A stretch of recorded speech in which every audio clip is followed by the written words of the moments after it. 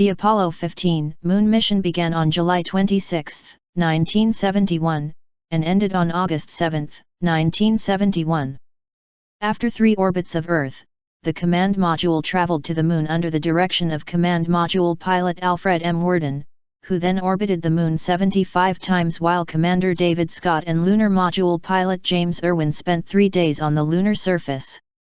This was Worden's first, and only, space mission and, when his orbit took him to 2,235 miles from the surface, he set a record, at the time, for being the farthest away from any other human beings.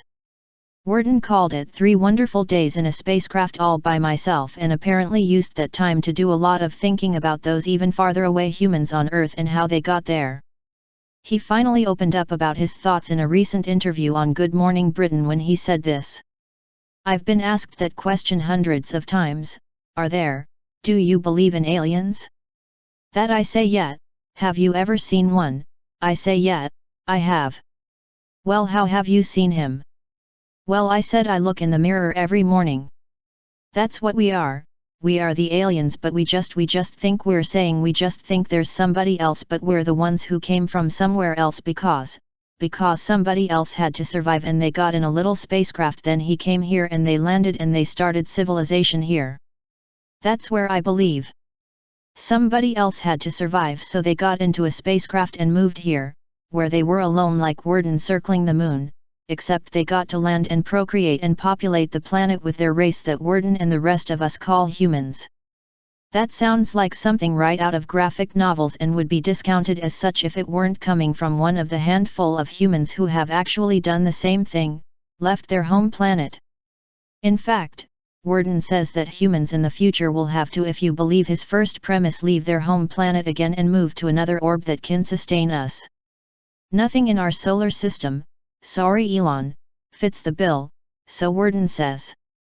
We got to develop the capability to go someplace where there is another Earth, and we know that they're out there, there's no question of that, they are out there, but there are a little ways out, maybe 3.2 light years is the nearest one, which means we got to build a machine it goes a little faster than the speed of light, and that's gonna be the big key. Wow!